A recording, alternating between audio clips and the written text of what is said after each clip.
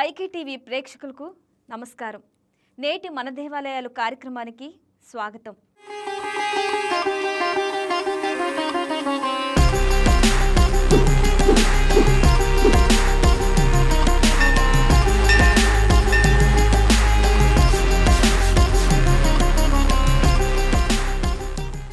ఆంధ్రప్రదేశ్ పశ్చిమ గోదావరి జిల్లా పాలకొల్లులో వెలిసిన పంచారామ క్షేత్రాలలో అత్యంత విశిష్టమైనది, అత్యంత మనోహరమైనది శ్రీ క్షీర రామలింగేశ్వర స్వామి ఆలయం.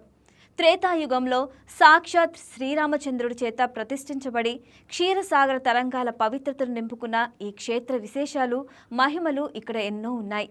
గోదావరి నది పాయల మధ్య పచ్చని కొబ్బరి తోటల ఒడిలో పరమశివుడు కొలువై ఉన్న పవిత్ర పుణ్యక్షేత్రమిది. ఇక్కడ ప్రధాన దైవం శ్రీ క్షీర రామలింగేశ్వర స్వామిగా పూజలందుకునే శివుడు, ప్రధాన దేవత పార్వతి. ఈ క్షీరరామం పార్వతీ సమేతుడై శ్రీరామలింగేశ్వరుడు వెలసిన పుణ్యక్షేత్రం. ఇది ఆంధ్రప్రదేశ్లో పంచారామాలుగా ప్రసిద్ధి చెందిన 5 పుణ్యక్షేత్రాలలో ఒకటి. పశ్చిమ గోదావరి జిల్లా పాలకొల్లు గ్రామంలో వెలసియున్న శ్రీ క్షీర రామలింగేశ్వర స్వామివారి ఆలయం ఎంతో విశిష్టత కలిగినది, మనోహరమైనది, మహిమాన్వితమైందిగా చెబుతారు.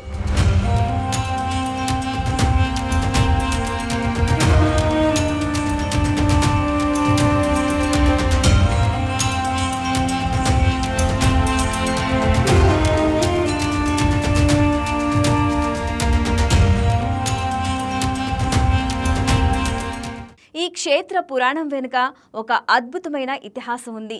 దేవతలకు రాక్షసులకు మధ్య జరిగిన యుద్ధంలో తారకాసురుడు అనే రాక్షసుడు తన కంఠంలో ఉన్న అమృతం లింగం వల్ల మరణం లేకుండా దేవతలను పీడిస్తుంటాడు. అప్పుడు శివపుత్రుడైన కుమారస్వామి అనగా కార్తికేయుడు తన ఆగ్నేయాస్త్రంతో అమృతలింగాన్ని ఛేదిస్తాడు. ఆ లింగం 5 ముక్కలై ఆంధ్రప్రదేశ్లో 5 చోట్ల పడుతుంది. అవే పంచారామ క్షేత్రాలు. అందులో అమృతలింగం యొక్క ప్రభావం పడిన పవిత్ర స్థలమే ఈ పాలకొల్లు. త్రేతాయుగంలో శ్రీరాముడు ఈ క్షేత్రంలో శివలింగాన్ని ప్రతిష్ఠించినట్లు పురాణాలు తెలియచేస్తున్నాయి. ఈ మందిరాన్ని చాళుక్యుల కాలంలో 10-11 శతాబ్దాల్లో నిర్మించారు. ఈ దేవాలయ స్తంభం పైనున్న శాలివాహన శకం 13వ శతాబ్దపు శాసనం ప్రకారం ఈ గుడిని సృష్టించిన శిల్పాచార్యుడు బ్రహ్మశ్రీ కాశే శూలాచార్య.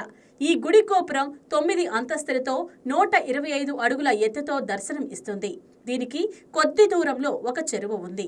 గోపుర నిర్మాణ సమయంలో ఒక్కొక్క అంతస్తు నిర్మితమైన తర్వాత దాని చుట్టూ మట్టిని పోస్తూ దానిపై రాకపోకలతో 2వ అంతస్తు నిర్మాణం చేసేవారట. ఆ విధంగా మట్టి తీయగా ఏర్పడినదే ఈ చెరువు. ఆంధ్రప్రదేశ్లో చోళరాజుల శిల్పకళా రీతులను అద్భుతంగా చూపే ఎత్తైన గోపురాలలో ఇది ఒకటి. ఇక్కడ ఆలయంలో ఉన్న ప్రధాన అర్చకుల వారి మాటల్లో ఈ క్షేత్ర మహత్యాన్ని కొంత తెలుసుకుందాం. శ్రీ గురుభ్యో నమః. శ్రీ మహాగణాధిపతయే నమో నమః. పంచారామ క్షేత్రం క్షీరోభాగ నిలయం శ్రీ క్షీర రామలింగేశ్వర స్వామివారి దేవస్థానం, పశ్చిమ గోదావరి జిల్లా పాలకొల్లు పట్టణం. ఈ పంచారామములు ఎట్లా ఆవిర్భవించాయి, ఇవి ఎవరెవరు శాప విమోచనార్థంగా ప్రతిష్టాపన చేశారో నేను మీకు విపులంగా చెప్తాను, శ్రద్ధగా ఆలకించండి. పూర్వం తారకాసుడు అనేటువంటి రాక్షసుడు ఈశ్వరుని గురించి తపస్సు చేస్తే ఈశ్వరుడి ప్రత్యక్షమై ఏ వరం కావాలో కోరుకోమన్నాడు. అప్పుడు ఈ తారకాసురుడు అడుగుతాడు మాట ఈశ్వరుని, అన్నిట్లకంటా లైకారకుడివి, శక్తి పురుషుడివి, మూలాధారుడివి నీవే కాబట్టి నీవు నా హృదయమునందు నిక్షిప్తం అవ్వాలయ్యా ఈశ్వర అని చెప్పి కోరుకుంటాడు. ఎప్పుడైతే విధంగా కోరుకున్నాడో అప్పుడు ఈశ్వరుడు అంటాడన్నమాట, ఓ తారకాసురా, నువ్వు లోక విరుద్ధమైనటువంటి కోరుకుంటున్నావయ్యా, అట్లా కాకుండా ఏదైనా వరాన్ని కోరుకో, నీ వరాన్ని తప్పకుండా తీరుస్తాను అని చెప్తాడు. అప్పుడు మరలా అడుగుతాడన్నమాట ఈ తారకాసుడు, ఏమనయ్యా అంటే, యోని గర్భమునందు జననము లేని వాడి చేత నాకు మరణం సంభవించేటువంటి వరాన్ని ప్రసాదిస్తూ శుద్ధ స్ఫటికలింగాకృతంగా నా హృదయంలో నిక్షిప్తం వాలయ్యా ఈశ్వర అని చెప్పి కోరుకుంటాడు. ఎప్పుడైతే విధంగా కోరుకున్నాడో ఈశ్వరుడు తథాస్తు అని చెప్పి ఆ తారకాసు హృదయంలో స్ఫటికలింగాకృతంగా నిక్షిప్తం అవుతాడు. ఎప్పుడైతే నిక్షిప్తం అయ్యాడో సృష్టి స్థితి లయం సృష్టించేవారొకరు, ప్రాణం పోసేవారొకరు, ఆహారం కింద సేవించేటువంటి వారు ఒకరు. వీళ్ళే బ్రహ్మ విష్ణు మహేశ్వరులు. లయకారకుడైనండి ఈశ్వరుడు ఎప్పుడైతే ఈ తారకాసు హృదయంలో నిక్షిప్తమయ్యాడో పుట్టివారు పుడుతున్నారే కానీ ఎవరికి కూడా మరణం సంభవం లేకుండా ఉంది. అప్పుడు ఈ భూభారం పెరుగుతుంది. ఎప్పుడైతే ఈ భూభారం పెరిగిందో ఈ భూదేవి వెళ్ళి బ్రహ్మ దగ్గర మొరపెట్టుకుంటుందో, బ్రహ్మదేవ ఈశ్వరుడు ఎక్కడున్నాడో కాన రావట్లేదు, సృష్టి జరుగుతోందే కానీ ఎవరూ కూడా మరణం పొందట్లేదయ్యా, నేను ఈ భూభారాన్ని మోయలేకపోతున్నానయ్యా అని చెప్పేటప్పటికీ బ్రహ్మ దివ్య దృష్టితో చూసి పల్నా తారకాసు హృదయంలో ఉన్నాడమ్మా ఈశ్వరుడు, వాడిని సంహరించాలంటే కనుక యోని గర్భమునందు జననము లేనటువంటి వాడు ఒక్క కుమారస్వామి ఒక్కడే. అంచేత ఈ తారకాసుడికి కుమారస్వామికి యుద్ధం జరగాలి అని చెప్పేటప్పటికీ ఈ తారకాసుడికి కుమారస్వామికి యుద్ధం జరుగుతుంది. జరిగేటప్పుడు ఈ తారకాసుడు ఎంతకీ మరణించడు. ఎందుచేతనయ్యా అంటే లయకారకుడైనంటే ఈశ్వరుడు ఆయన హృదయంలో ఉండటం వల్లగా అప్పుడు యుద్ధ భూమిలో తండ్రి తనయుడు అనేటువంటి స్వభావం ఏది చూపకూడదు. క్షాత్రధర్మ ప్రకారంగా నీ తండ్రి అయినా వెనుకాడకుండా ఆ తారకాసు హృదయంలో ఉండేటువంటి ఆత్మలింగాన్ని ఛేదించవయ్యా అని చెప్పి నారదుడు కుమారస్వామికి చెప్తాడు. అప్పుడు ఈ కుమారస్వామి శక్తి అనేటువంటి ఆయుధంతో ఆ తారకాసు హృదయంలో ఉండేటువంటి ఆత్మలింగాన్ని ఛేదిస్తాడు. ఇవే 5 భాగముల కింద పడ్డాయి. ఈ 5 భాగాలని కూడా ఒక్కొక్క శాప విమోచనార్థంగా పునఃప్రతిష్టాపన చేశారు.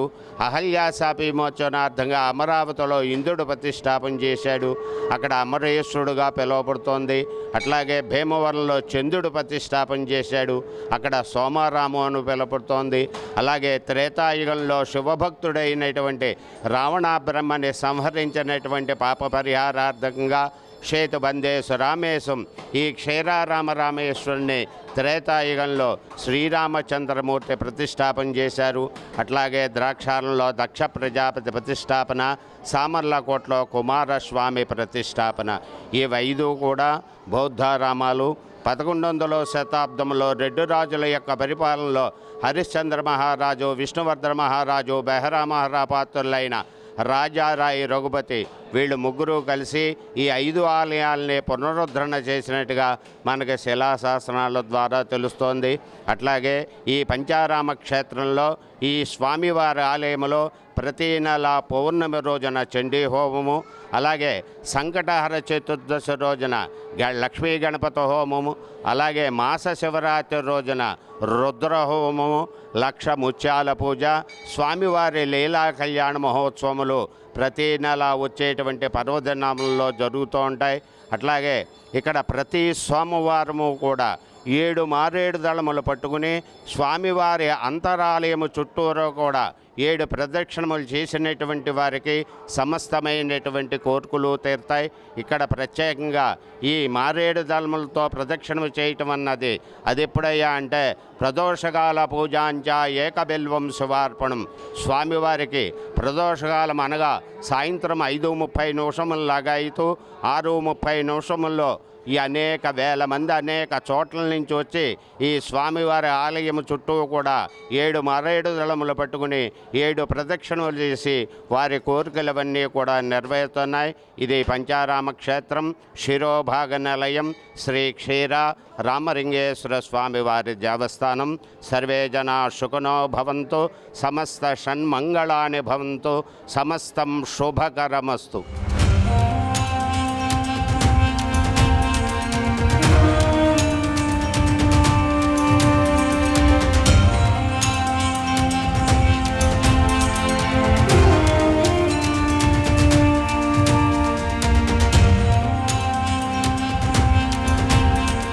మరొక పురాణ కథనం ప్రకారం లంకలో రావణ వధ జరిగిన తర్వాత బ్రహ్మహత్య పాతకాన్ని పోగొట్టుకోవడానికి శ్రీరామచంద్రుడు లక్ష్మణ సీత సమేతుడై ఇక్కడికి వస్తాడు. ఈ పవిత్ర స్థలంలో శివలింగాన్ని ప్రతిష్ఠించాలని భావించి ముహూర్త సమయానికి హనుమంతుడిని కాశీ నుంచి శివలింగాన్ని తీసుకురావాల్సిందిగా కోరతాడు. అయితే హనుమంతుడు రావటం ఆలస్యం కావడంతో సీతాదేవి ఇసుకతో ఒక లింగాన్ని నిర్మిస్తుంది. ఆ లింగాన్నే శ్రీరాముడు ఇక్కడ ప్రతిష్ఠించాడు. అదే రామలింగేశ్వర స్వామి.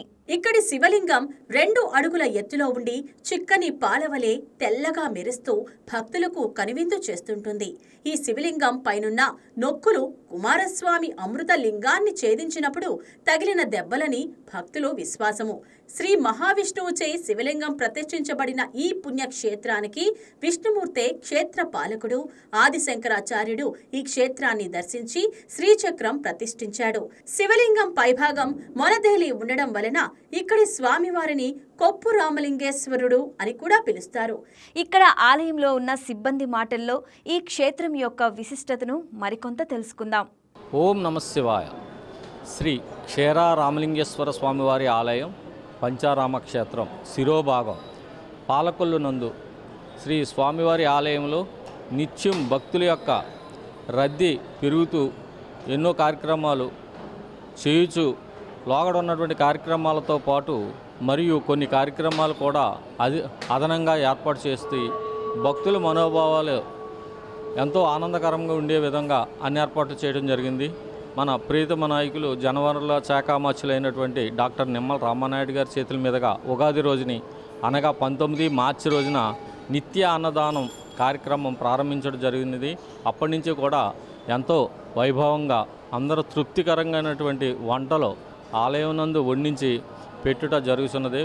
భక్తుల యొక్క దూర ప్రాంతాల నుంచి వచ్చినటువంటి భక్తులు ఎంతో తృప్తికరంగా భోజనాలు చేసి ఎంతో బాగున్నాయని ఎంతో తృప్తి చెందుతున్నారు. అలాగే శ్రీ స్వామివారి ఆలయంలో జరిగే వార్షిక కళ్యాణోత్సవం కూడా శారదా పీఠాధిపతుల్ని సంప్రదించి మా అర్చక పురోహితులను కూడా సంప్రదించి ఒక 500-600 మంది భక్తులు వీక్షించే విధంగా కొటాయి మండపం నందు కళ్యాణోత్సవాలు జరిపించడం జరిగింది. మరియు నిమ్మల రామానాయుడు గారు నీటిపారుదల శాఖ మంత్రులు ఏర్పాటు చేసినటువంటి ధర్మకర్తలు మాకు ఎంతో సహకరించి భక్తులకు నిత్యం అందుబాటులో ఉండి వాళ్ళకి ఏ విధమైనటువంటి సదుపాయాలు కావాలో అన్ని సదుపాయాలు కూడా వారితో మాతో సంప్రదించి వారు మేము సమన్వయంతో పనిచేస్తూ అందరికీ కూడా అన్ని ఏర్పాట్లు చేయడం జరుగుతున్నది. ట్రస్ట్ బోర్డు వారు వచ్చి సుమారుగా ఒక 6 నెలలు అవుతుంది. అయినప్పటికీ కూడా వారి యొక్క సేవలో దేవాలయంలోకి వచ్చే భక్తులకు అందించడం జరుగుతున్నది. ఓం నమ శివాయ.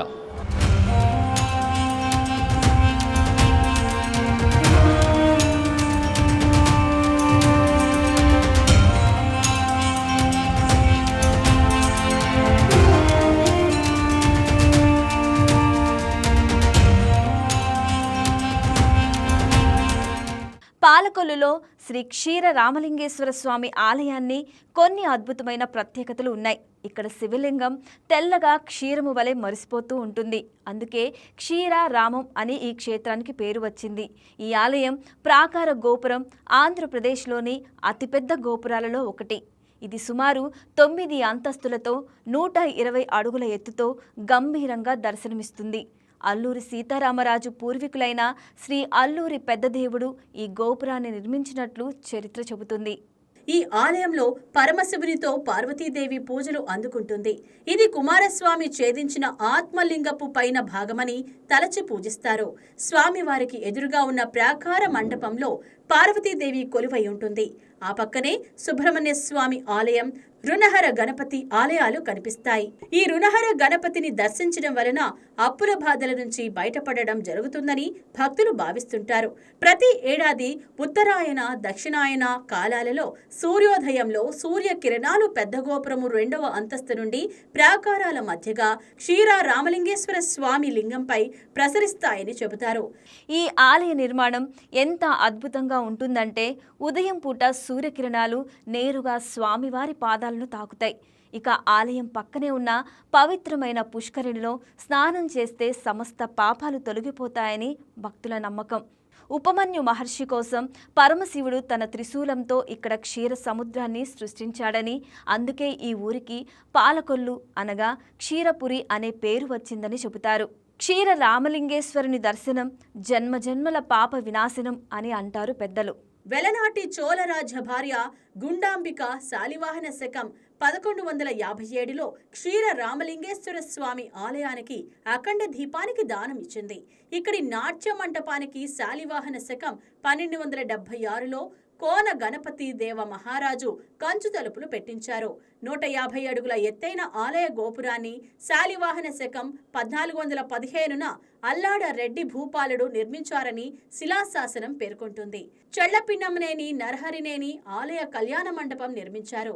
శాలివాహన శకం 1777లో బచ్చు అమ్మయ్య 300 సంవత్సరాల నాడు ప్రారంభించిన గోపురాన్ని పూర్తి చేయించారు.